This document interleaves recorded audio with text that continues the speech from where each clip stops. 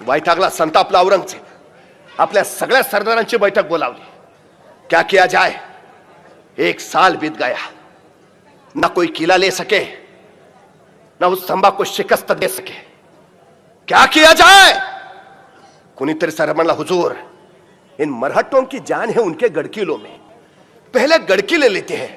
मराठे खुद ब खुद आएंगे घुटने टेकते सामने. आणि पटला औरंगजेबाला सही बात. हे मराठे गडकोटाच्या आधारावर तर लढतात, पहिल्यांदा गडकोट घेऊया. वो मराठे कशाच्या आधारावर लढतील? सीधा घुटने टेकत शरण येतील. आणि मग त्याने विचारलं, ऐसा कौन सा किला है जो जल से जल लिया जा सकता हो? म्हणजे पहिल्याच घासाला पराभवाचा खडा नको, किल्ला असा काढा की पटकन घेता येईल, फारसा डोक्याला ताप नको. आणि एकाने सांगितलं, हुजूर एक किल्ला आहे. कौन सा?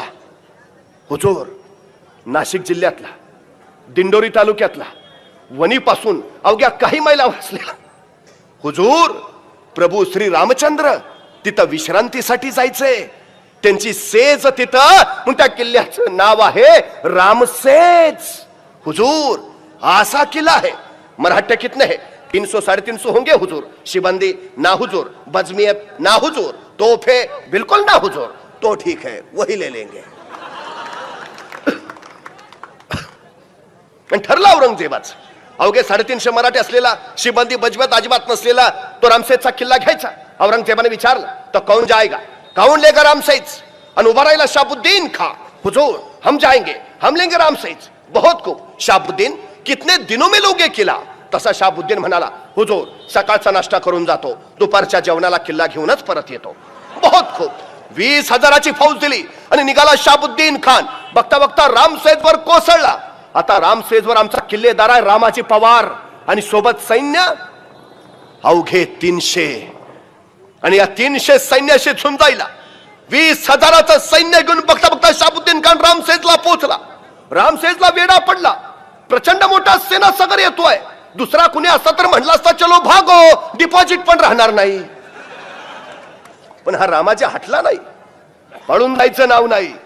ही उभा राहायची जी जिगर आहे ना, ती जिगर निर्माण केली आहे संभाजी राजांनी. एक एक शिलेदार संभाजी म्हणून लढतोय स्वराज्यासाठी. बघता बघता शाबुद्दीनचा वेडा पडला. कडाडला शाबुद्दीन, चलो आगे, ले लो किला. आणि निघालं रामसेजवर सैन्य शाबुद्दीनच. वेस ओलांडून पुढं पार निम्म्यापर्यंत पोहोचलं. आमच्या मराठ्यांची हालचाल ना प्रतिकार. शाबुद्दीन खानाला वाटलं बहुतेक न लढताच किल्ला देत आहेत वाटतं. मोठा उत्साहाला चलो आगे लेलो केला. सैन्य पुढं आलं, नजरेच्या टप्प्यात आलं. तसे मराठे सावध झाले. हातातल्या गोपण्या थरारल्या, दगड भरली, सुटली दगड, दना दना दना थर थर थर दगड आत लागली. पथरांची बौछार नुसती. त्या दगडाच्या माराने घायाळ झालं शाबुद्दीनचा सैन्य. पाठीला पायलवून पळत सुटलं. त्या शाबुद्दीनच्या मस्तकावर दगड बसलेला. ती जखम दाबीत शाबुद्दीन म्हणाला, कैसे है ये मराठे, पत्थरों से खेलते हैं. या खुदा पूरी जिंदगी में ऐसी जंग देखी ना हमने. एका दिवसात किल्ला घेतो म्हणलेला शाबुद्दीन खान रात्री खलबत खाण्यात जखमा शेकत बसला होता. क्या किया जाए? त्याचा एक सरदार होता मोठा कल्पक. तो म्हणला, हुजूर ऐसा करते हैं. बोलो. नाही, काल आपण चालत चालत गेलो, मग दगड डोक्यावर बसली. मग उद्या चालत चालत नको जायला, मग सरपटत जाऊ, म्हणजे दगड आली तरी डोक्यात बसणार नाहीत. शाबुद्दीनला पटलं, ऐसा ही करेंगे. दुसऱ्या दिवशी चढाई सुरू झाली. सगळी माणसं निघाली पण सरपटत. कुणी डोकं वर करायला तयार नाही. चुकून डोकं वर करायचो, डोक्यात दगड बसायचा. डोक्याला ताप नको, बघ खालीन चल पुढं. सर करत निघाला सैन्यावर. वेस ओलांडून पुढं पार निम्म्यापर्यंत पोहोचलं. आमच्या मराठ्यांची हालचाल ना प्रतिकार. शाबुद्दीन कडाडला, चलो आगे ले लो किला. सैन्य पुढं निघालं. आता दिंडी दरवाजा समोर दिसायला लागला. जणू काय घेतला किल्ला. शाबुद्दीन कल्लोळला, ले लिया चलो आगे. आणि सरपटणारं सैन्य अगदी नजदीक आलं. तसे मराठे जागा सूद झाले. रात्रभर जागून तटबंदीवर मोठमोठ्या दगडी शिळा गोळा करून ठेवलेल्या. हे सरपटणारं सैन्य जवळ आलं. तशा त्या दगडी शिळा दिल्या नुसत्या ढकलून. गडगडा करत शिळा सुटल्या खाली. या सरपटणाऱ्या प्राण्यांना चेंगरून मेंगरून पार तळाला जाऊन थांबल्या. शाबुद्दीनचं उरलं सुरलं सैन्य पाठीला पायलवून पळत सुटलं. महिना झाला, 2 महिने झाले, 3 महिने झाले, 6 महिने झाले. शाबुद्दीनला किल्ल्यावर जाता येईना. लढाईचं लांबच. शाबुद्दीन वैतागला. क्या किया जाए? ये खुद नीचे नहीं आते, हमें ऊपर नहीं आने देते. अरे सामने ही नहीं आएंगे तो लड़ेंगे कैसे, और लड़े ही नहीं तो फिर जीतेंगे कैसे. वर्ष झालं. शाबुद्दीन संतापला. क्या किया जाए? त्याचा एक तोपखाना प्रमुख होता महाबत खान। बोला हुजूर ये मराठे खुद नहीं आएंगे, हमें आने नहीं देंगे, ऐसे दिन कब तक निकाले। ऐसा करते हैं सीधा गोलाबारी शुरू करते हैं, तोपमारा करेंगे। हुजूर 30-32 तोफ आहेत आपल्याकडे, तोपमारा चालू केला तर अर्ध्या तासात किल्ला ढासळेल। आणि पटलं शाहबुद्दीनला सही बात, महाबत खान तयारी कर। महाबत खान कामाला लागला। त्या रात्री शाहबुद्दीन खान निवांत झोपला आणि बरोबर त्याच रात्री 101 मराठे अलगदगडावरनं खाली उतरले, सरळ शाहबुद्दीनच्या छावणीत घुसले। सपासप कत्तल चालू झाली, आक्रोश किंकाळ्या रोळ्या, रक्ताच्या चिळकण्या, मुर्द्यांचा प्रेतांचा कच, यात्रांचा हल्ला कल्लोळ उडाला। शाहबुद्दीन खडबडून जागा झाला। क्या हुआ? छापा हुजूर, कौन थे? मराठे हुजूर, कहां गए? निकल गए हुजूर।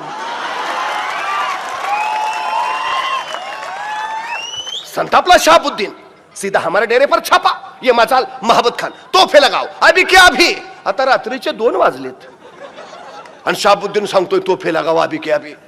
महाबत खान म्हणला हुजूर अभी अंधेरा है, अभी तोफे लगाएंगे तो गोले सीधे हम पे ही बरसेंगे, सुबह तक राह देखते हैं। सरपडला शाहबुद्दीन, पण ठरला होता आता सोडायचं नाही मराठ्यांना बस। दुसऱ्या दिवशी सकाळी 6 वाजता शाही हत्तीच्या अंबारात शाहबुद्दीन बसला। 30-32 तोफा महाबत खानाने किल्ल्याच्या दिशेने तोंड करून ठेवल्यात। दारुगा टसून भरलाय, वातान बाहेर काढलीये। आता शाहबुद्दीनची इशारा झाली की वातान पेटवायची, तोपमारा चालू। आणि शाहबुद्दीनची इशारा झाली, हातात पेटी मसाल घेऊन महाबत खान पुढे झाला आणि तोफेची वातान पेटवणार। त्यातून गडावरूनच आवाज आला, धडम दुम, तोफेचा गोळा सु येतोय त्यांच्याच दिशेनं। तसा महाबत खान कडाडला, तोफे पीछे लो, तोफे पीछे लो। त्या शाहबुद्दीनला सुचायचं बंद झालं। क्या क्या क्या क्या हुआ? हुजूर मराठों ने गोलाबारी कर दी है, आगे रहेंगे तो उनके गोले सीधे हम पे बरसेंगे, पीछे आएंगे हमारे गोले उन तक नहीं पहुंचेंगे। तोपखाना नाकामयाब हुजूर। शाहबुद्दीन विचारलं, अरे पण मराठ्यांकडे तोफा नव्हत्या ना? तोफा नव्हत्या मराठ्यांकडे मग? तसा महाबत खान म्हणला, हुजूर मराठ्यांकडे तोफा नव्हत्या, डोकं तर होतं। मतलब मराठ्यांनी लाकडाच्या तोफा तयार केल्यात, त्याला आतनं जनावराचं कातडं लावलंय। हुजूर त्यांची एक तोफ आपल्या 10 तोफेला भारी आहे। ठीक ठीक, तोफा तयार केल्या तोफा तयार। दारुगोळा कुठनं आणला? तसा महाबत खान म्हटला, मग रात्री छापा कशाला मारलेला?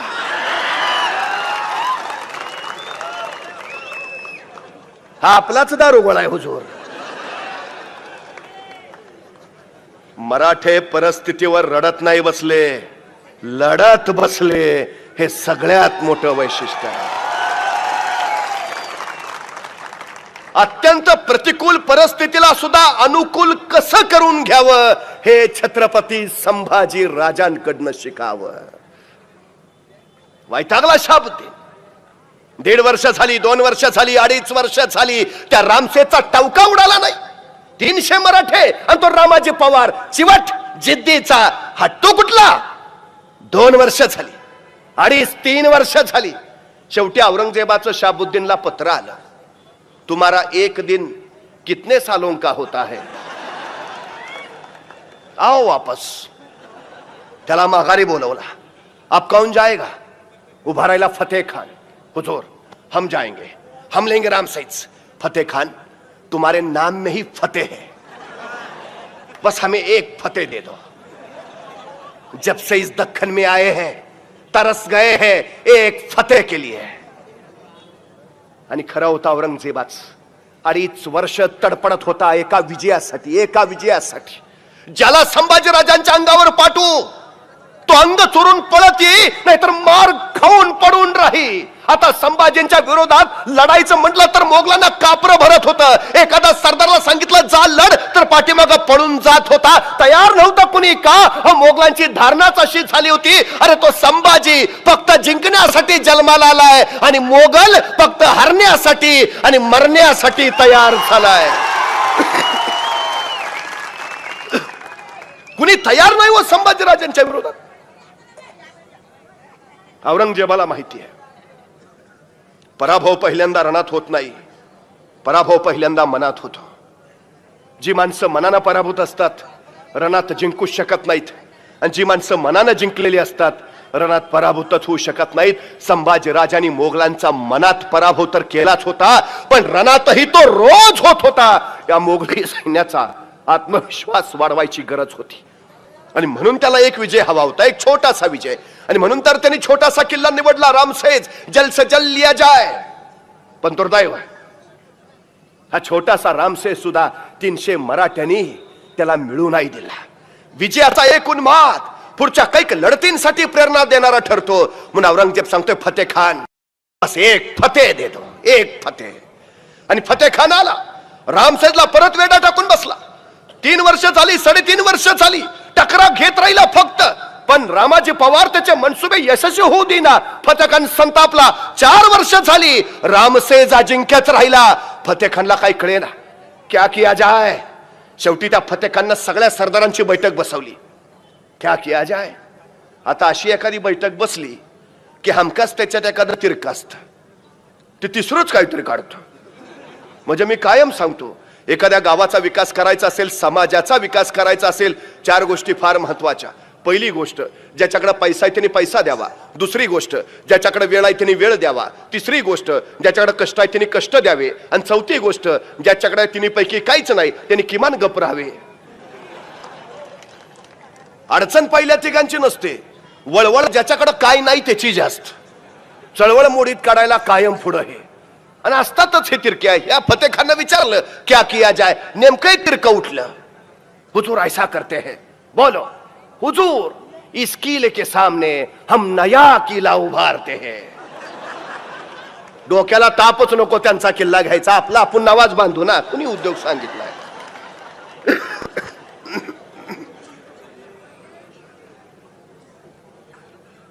आता त्यांनी चेष्टेत सांगितलं, फतेह खाननं सिरियस घेतलं.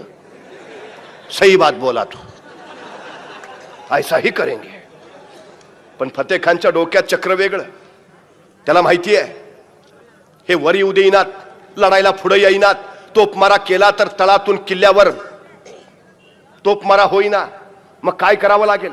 किल्ला जिंकायचा असेल तर त्याच किल्ल्याच्या उंचीचा दुसरा किल्ला समोर बांधावा लागेल, त्याच्यावर तोफा ठेवायच्या आणि मग तिथून त्या किल्ल्यावर डागायच्या, तरच किल्ला काबीज होईल. कौतुक करावं लागेल त्या फतेह खानचं. तब्बल 6 महिने त्या रामसेजच्या परिसरातली झाडं तोडत होता तो.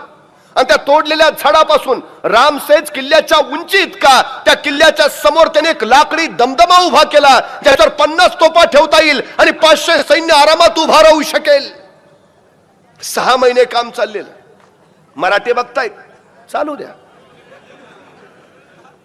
6 महिने झाले, लाकडी दमदमा तयार झाला.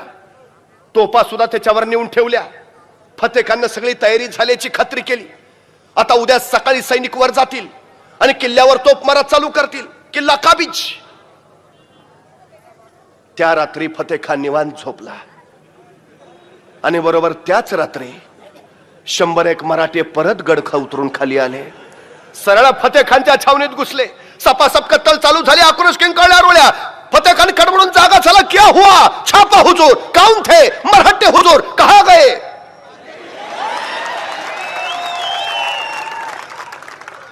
संतापला फतेह खान. बस कुछ वक्त की बात है, वो अब हमारी हंसी उड़ा के गए, कल सुबह वो रोएंगे. दुसऱ्या दिवशी सकाळी 6 वाजता फतेह खान शाही हत्तीच्या अंबारीत बसला. 500 सैन्य त्या लाकडी दमदम्यावर केलं. तोफेत दारुगोळा ठसून भरला, वातान बाहेर काढली. आता फतेह खानची इशारा झाली की तोफमारा चालू. आणि फतेह खानची इशारा झाली. हातात मशाल घेतलेला एक सैनिक तोफेची वातान पेटवायला आला आणि तोफेची वातान पेटवणार तोच रातोरात त्या दमदम्याखाली मराठ्यांनी पेरलेला सुरुंग पेटला. थोय थोय थोय थोय करत गेला आणि प्रचंड मोठा आवाज झाला. धडम धुम. त्या 50 तोफा 500 मोगली सैन्याला घेऊन तो लाकडी दमदमा ढासळला आणि फतेह खानचे मनसबे गाडून तिथं शांत झाला. फतेह खान विरान, विवश आणि निराश नजरेने फक्त पाहत राहिला. त्या फतेह खान कडे बघत माझा रामाजी पवार कडाडला. फतेह खान, जाऊन सांग तुझ्या औरंगजेबाला, स्वराज्य जिंकायचा त्याचा मनसुबा त्या लाकडी दमदम्यासारखाच ढासळणार आहे. 4.5 वर्ष झाली 5 वर्ष झाली 300 मराठ्यांनी रामसैज अजिंक्यच ठेवला. शेवटी औरंगजेबाचं फतेखानला पत्र आलं, तुम सिर्फ नाम के ही फतेह खान हो, काम के नहीं. आओ प्रमोशन. त्याला प्रमोशनवर उचलला. अब कौन जाएगा? उभा राहिला कासम खान किरमानी. हुजूर हम जाएंगे, हम लेंगे रामसेज. 20,000ची फौज घेऊन कासम खान किरमानी आला. रामसेजची झुंजत राहिला पण अवघड, अशक्य आणि कठीण.